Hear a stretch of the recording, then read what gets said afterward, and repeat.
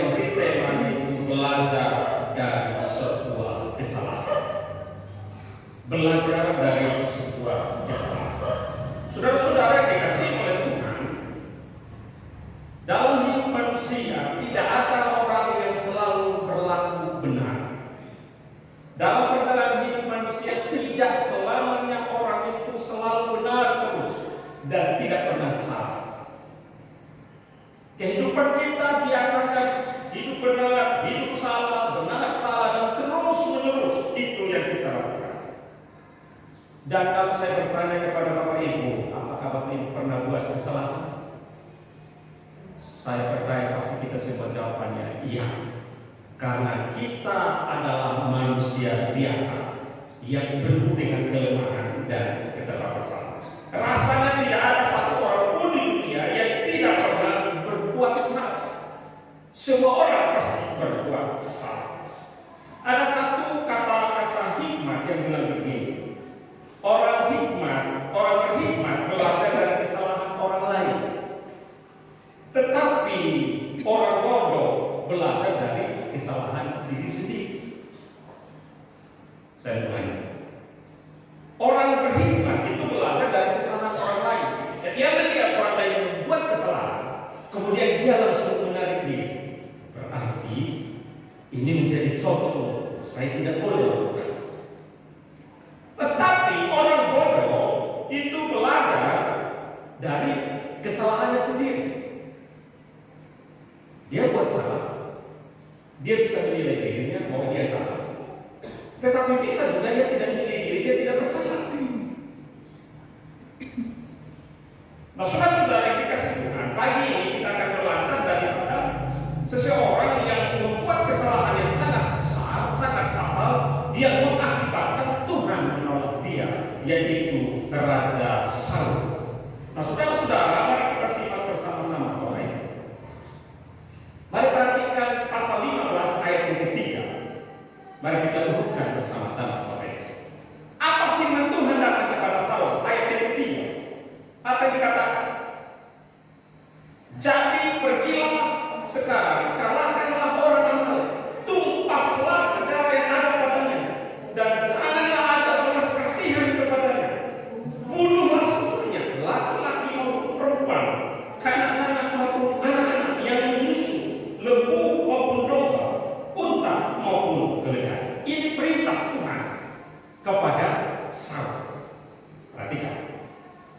Diperintahkan untuk tumpaslah semua segala sesuatu yang ada pada orang Amalek. Binatangnya, manusia, semuanya. Ini perintah. Perhatikan ayat 8 dan 9. Apa yang dilakukan Saul? Perintahnya adalah tumpas semua. Tetapi apa yang dilakukan oleh Saul? Ayat 8 dan ayat 9. Ada raja orang Amalek ditangkapnya hidup-hidup, tetapi segenap rakyatnya ditumpasnya dengan mata pedang. Perhatikan. Ini kesalahan pertama. Ada rajanya dibiarkan hidup. Ayat 9. Tetapi Saul rakyat itu menyelamatkan raja dan kambing domba dan lembu-lembu yang terbaik dan tangguh. Pulang anak-anak domba dan segala yang berharga. Tidak mau mereka menumpas semua itu.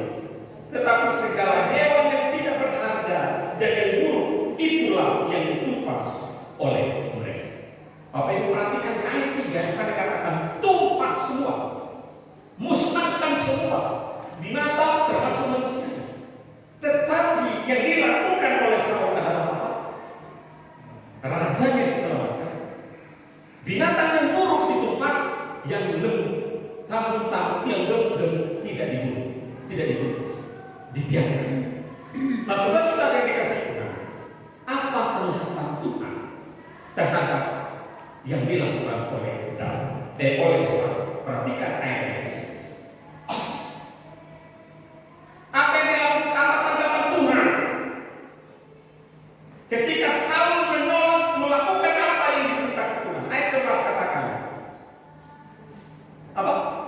Aku menyesal karena aku telah menjadikan Saul raja, sebab ia telah berbalik daripada aku dan tidak melaksanakan firman. Maka sakit hatilah Samuel dan dia berseru-seru kepada Jadi ketika Bapak Ibu, perintah Tuhan tumpas semua. Manusianya, orangnya, harta. Yang dilakukan oleh Saul adalah selamatkan rajanya, harta bendanya yang terbaik, yang berharga dibiarkan. Binatang yang buruk ditumpas. Lalu apa tanggapan Tuhan kepada kelakuan daripada Saul? Tuhan menyesal menjadikan dia menjadi seorang raja. Nah, tetapi perhatikan, apa reaksi Saul ketika Tuhan menyatakan, aku menyesal menjadikan engkau sebagai raja? Ini tanggapan daripada Saul. Perhatikan ayat 13. Nah, ini perhatikan ayat 13. Apa yang dikatakan oleh Saul? Ketika Samuel sampai kepada Saul, berkatalah Saul kepadanya, diberkatilah kiranya engkau oleh Tuhan. Apa katanya? Aku telah melakukan firman Tuhan. Nah, ini versinya Saul. Aku sudah lakukan firman Tuhan. Saya ulang lagi. Berita Tuhan, tumpaslah semua binatang dan manusia.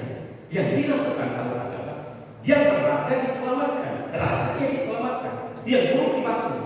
Tuhan kemudian berkata, aku menyesal menjadikan engkau sebagai raja. Tetapi ada respon daripada Saul. Apa katanya? Aku sudah lakukan firman.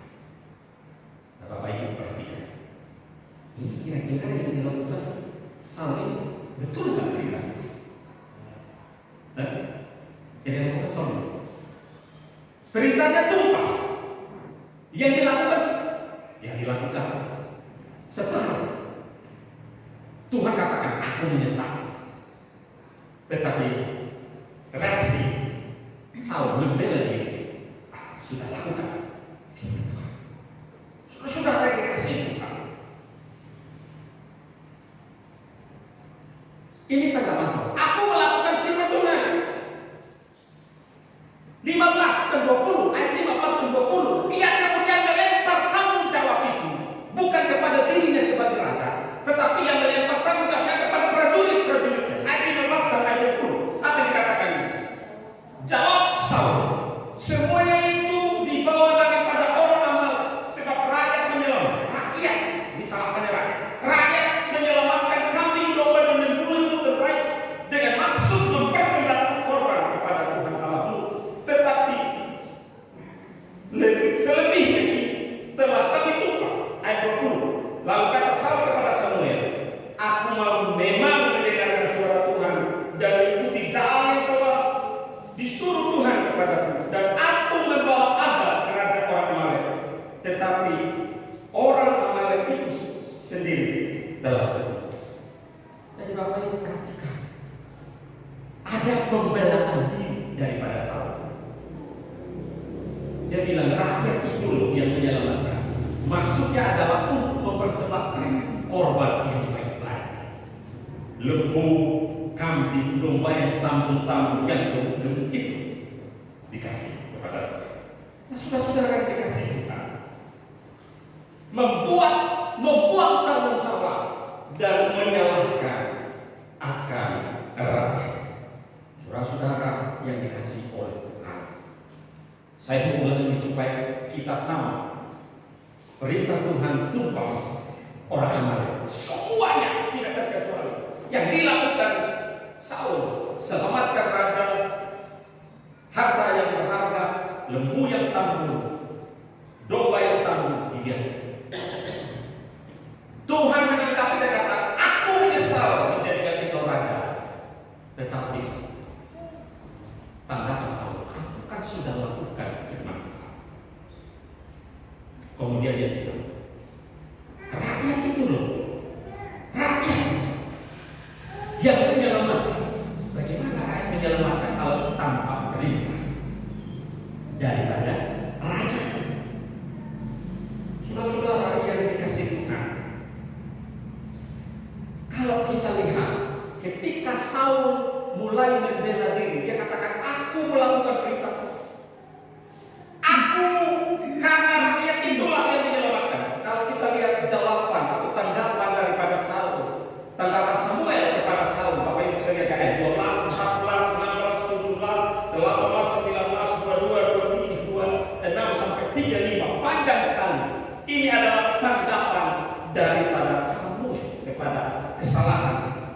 dilakukan oleh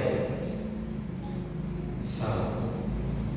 Ayat 22-23 yang tadi kita baca, mulai ayat 19, Samuel berkata kepada Saul, "Mengapa engkau tidak mendengarkan suara Tuhan? Mengapa engkau mengambil cara dan melakukan apa yang jahat di mata Tuhan?" Saudara yang dikasihi oleh Tuhan, dari sepanjangnya perikop kita ini, ayat 1 sampai ayat 35, kita bisa belajar tentang 3 hal yang sangat penting.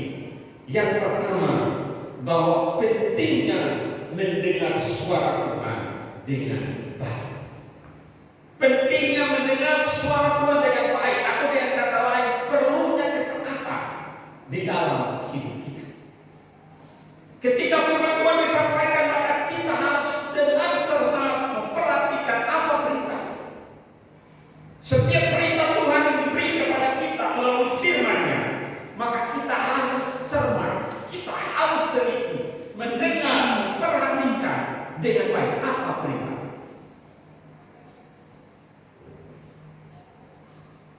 Tema kita adalah belajar dari kesalahan. Belajar dari sebuah kesalahan. Saul bukan tidak mendengar perintah Tuhan, dia mendengar, tetapi dia tidak cermat memperhatikan dengan baik. Dia menggunakan pertimbangannya sendiri untuk melakukan apa yang berperintah. Perintah Tuhan adalah pasti, tapi yang dia lakukan adalah dia selamatkan. Dia merubah perintah. Maka pelajaran pertama, hal pertama yang bisa kita lihat di sini adalah pentingnya mendengar dengan baik. Saudara, Tuhan kasih kita 2 telinga, dan 2 telinga itu arahnya itu ke depan, bukan satu ke depan, satu ke belakang. Daun telinga ini arahnya semua ke depan. Maksudnya adalah dengar dengan baik setiap apa yang diperintahkan, supaya kita tidak salah mengartikan, menginterpretasi akan apa yang kita dengar, sehingga tidak membuat kita jatuh di dalam kesalahan. Ini yang pertama, Bapak Ibu. Pentingnya mendengar dengan baik. Kadang-kadang kita bilang yang penting sudah melakukan firman Tuhan. Tapi apa itu jelas apa enggak? Jelas enggak? Kita dengar dengan baik apa? Ini penting. Misalnya ketika Tuhan katakan, hormatilah orang tuamu. Itu jelas, hormati orang tuamu.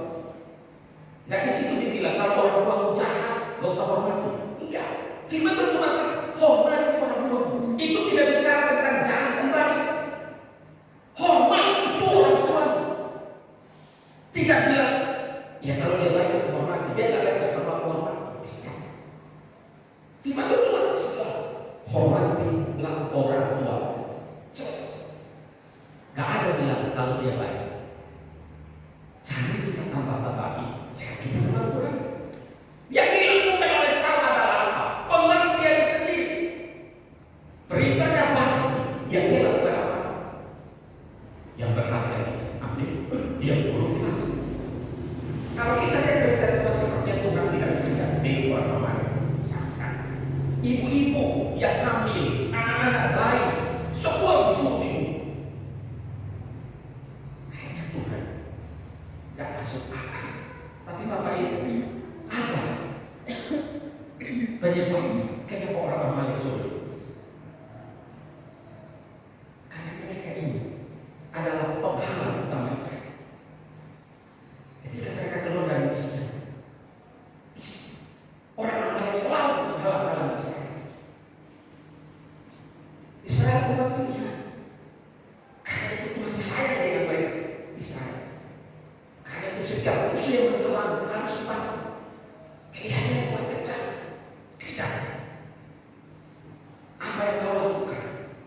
Tahu itu yang kau buat. Apa yang kau lakukan Amalek? Jahat di mataku. Karena Tuhan minta pasti. Tetapi yang dilakukan oleh Saul adalah separuhnya saja. Perhatikan apa yang dikasih. Pentingnya setiap perintah. Firman Tuhan Bapak Ibu, setiap minggu di Alkitab kita itu banyak perintah. Lakukan dengan baik, dengarkan dengan baik. Jangan pakai pengertian kita. Jangan baca dengan kurang. Berdosa dia. Yang kedua, penting untuk mentaati apa yang Tuhan perintah. Yang pertama adalah penting untuk mendengar dengan baik. Yang kedua adalah penting untuk mentaati apa yang diperintahkan kepada kita. Dengar baik. Yang kedua adalah taat melakukan apa yang diperintahkan. Itu sebabnya di ayat 22 bisa dikatakan Tuhan tidak senang dengan korban.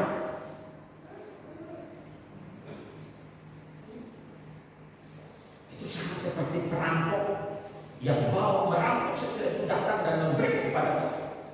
Bukan persembahan itu. Tuhan melihat hidupmu dan hatimu, perintahnya kau lakukan. Maka yang kedua adalah penting untuk mentaati setiap perintah yang dilakukan oleh Tuhan, yang diperintahkan oleh Tuhan. Nah ini menjadi bagian ketaatan kita dalam melakukan firman Tuhan, menjadi bagian yang sangat penting dalam. Yang ketiga Bapak Ibu adalah kalau kita menolak Tuhan atau menolak perintah, akibatnya adalah Tuhan menolak kita juga. Perhatikan. Saul berkata, aku sudah melakukan firman Tuhan, tapi Tuhan katakan, aku bisa menjadikan engkau sebagai raja. Saudara, jangan pernah menolak Tuhan. Kalau menolak Tuhan, Tuhan tolak juga akan diri. Ini penting. Jangan sekali-kali engkau menolak Tuhan. Maka engkau pasti ditolak oleh Tuhan. Saudara-saudara yang dikasihi Tuhan, ini tiga hal yang harus kita perhatikan, tiga hal yang harus kita renungkan dalam kehidupan Saul. Belajar dari sebuah kesalahan. Pertama adalah pakai telinga untuk mendengar dengan. Yang kedua, taat melakukan perintah. Yang ketiga itu jangan menolak Tuhan. Saul gagal dalam tugas yang Tuhan berikan kepadanya karena dia tidak taat sepenuhnya kepada firman Tuhan. Dia gagal menjadi raja karena tidak taat melakukan apa yang Tuhan berikan. Hari ini kalau diperintahkan kasih bilang, mari kita kasih. Kalau hari ini Tuhan katakan apa? Murah hatilah, murah hati. Kalau hari ini Tuhan katakan ampun, ya ampun. Kalau Tuhan hari ini bilang berbuat baik, ya berbuat baik. Hari ini kalau Tuhan bilang menyicil, ya menyicil. Hari ini kalau Tuhan bilang melayani, ya melayani. Hari ini kalau Tuhan bilang baca firman Tuhan, ya baca firman Tuhan. Jangan buat asa dengan kisah yang dialami dalam Saul. Maka kita belajar bahwa sama Tuhan tidak bisa berbantah. Saul pun bilang rakyat mendengar, kau tak bisa, kau pemimpin. Penting Saul gagal dalam tugas yang diberikan Tuhan kepadanya karena dia tidak taat sepenuhnya kepada Tuhan. Taat sepenuhnya, bagi setengahnya taat. Dia lain dia lakukan, separuhnya dia lakukan. Disuruh masuk semua, yang lain dibiarkan. Kalau kita lihat cerita ini, Raja Agag ini kemudian oleh Samuel langsung dicincang di hadapan semua.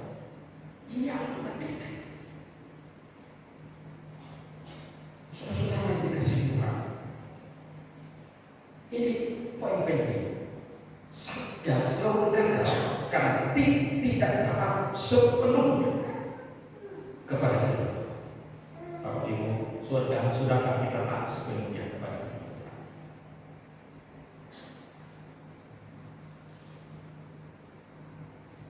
Berbuat baik hanya kepada orang-orang yang berbuat baik kepada kita.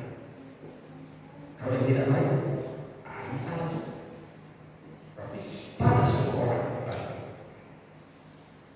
penting sekali kita untuk menghargai apa yang Tuhan mau, bukan kehendak kita. Perhatikan Bapak Ibu, pentingnya menghargai kehendak Tuhan di atas kehendak kita sendiri. Saul lebih memilih mengikuti kehendak dirinya dan juga rakyat daripada kehendak Tuhan. Itu sebabnya kemudian dia menyalahkan rakyat. Ia membela diri dengan alasannya adalah ini tekanan rakyat, ini tekanan masyarakat.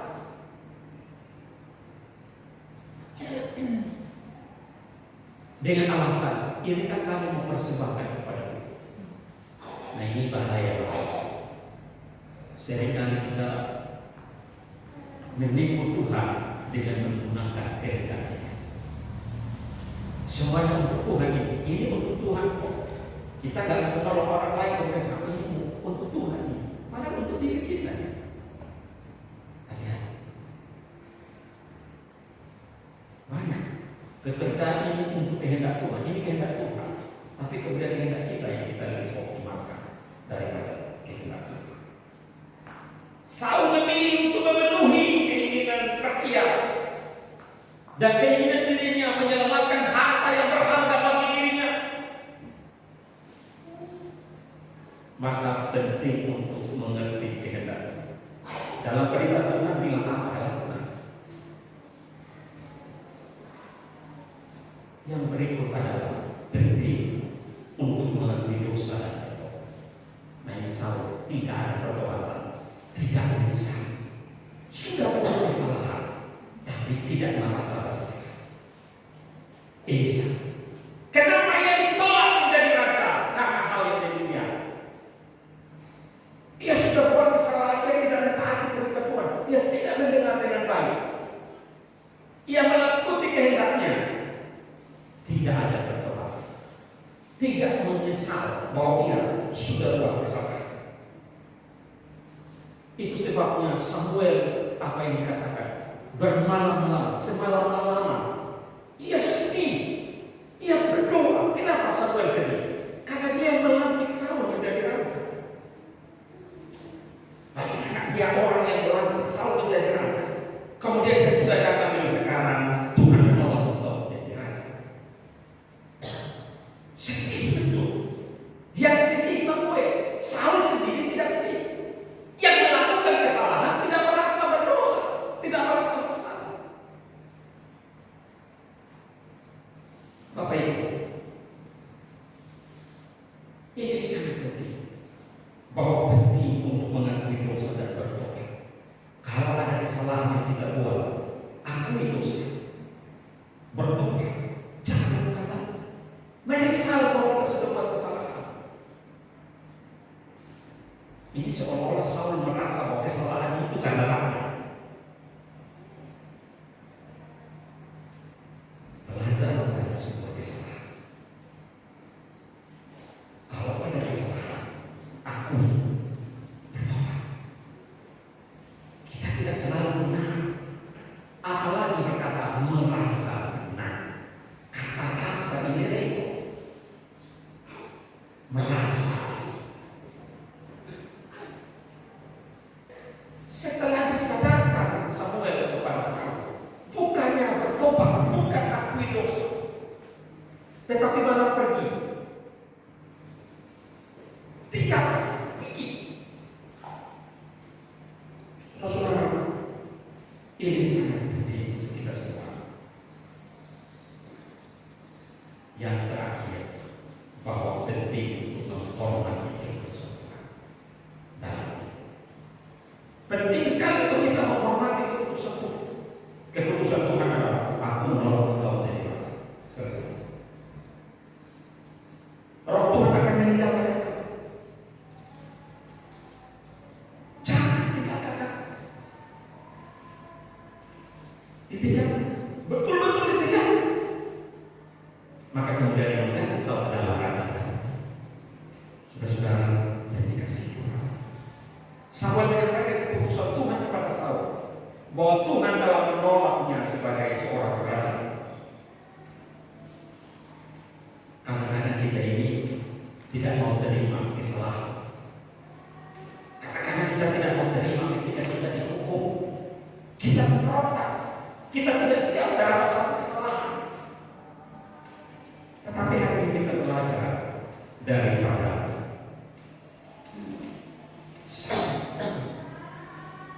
belajar dari sebuah kesalahan. Yang pertama, telinga dipakai dengan baik. Ini penting banget. Yang kedua tadi adalah lakukan perintah. Taat, lakukan perintah Tuhan.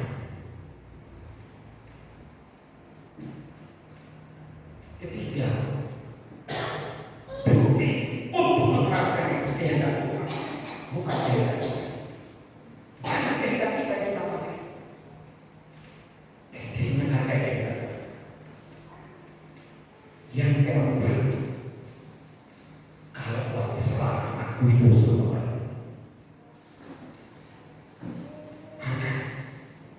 Akui dosa dan cepat bertobat. Yang terakhir adalah penting untuk menghormati keputusan Tuhan dan terima berdamai di ini. Ketidaktaatan mendatangkan kehancuran dalam diri. Dia berhenti menjadi raja, bukan dari diri, tetapi saudara yang dikasihi Tuhan. Apa kesalahan yang sering kita lakukan? Pesan Tuhan adalah cepat berdoa, akui kesalahan, minta kepada Tuhan. Kita belajar dari kesalahan. Kita tidak ada yang sempurna. Maka semua fasilitas yang telah Tuhan berikan kepada kita ini adalah fasilitas terbaik. Dikasih materi, dikasih dua mata, dikasih satu hidung, lubangnya dua, dikasih semua fasilitas terbaik Tuhan kasih. Lakukan perintah Tuhan, jangan sekarang, tapi sebelumnya. Saul lakukan firman Tuhan, tapi tidak sebelumnya. Dia membelokkan sesuai dengan yang dia. Maka hari ini, ketika engkau yang saya tidak pernah melakukan apa yang Tuhan mau, maka malah berkata akan akibat yang sama adalah Tuhan tidak bersalah menjaga saya. Bapak Ibu, hal yang paling menyakitkan dalam diri Bapak Ibu saya, kalau kita sendiri sudah ditolak Tuhan. Kalau kita ditolak Tuhan menjadi apa Bapak Ibu? Kalau Tuhan tidak menghendaki keadaan kita, keberadaan kita, mau cari apa? Bapak Ibu yang kita ditolak manusia, orang bunuh diri, dia dibully orang bunuh diri. Bagaimana kalau saudara saya ditolak Tuhan? Hanya karena kita tak melakukan apa yang kita lakukan. Doa saya, Tuhan membawakan dunia saya agar kita sungguh-sungguh menjadi pribadi. Mari terus belajar dari setiap kesalahan-kesalahan yang dilakukan orang lain dan juga yang kita lakukan, agar kita semakin bertumbuh, semakin lebih baik.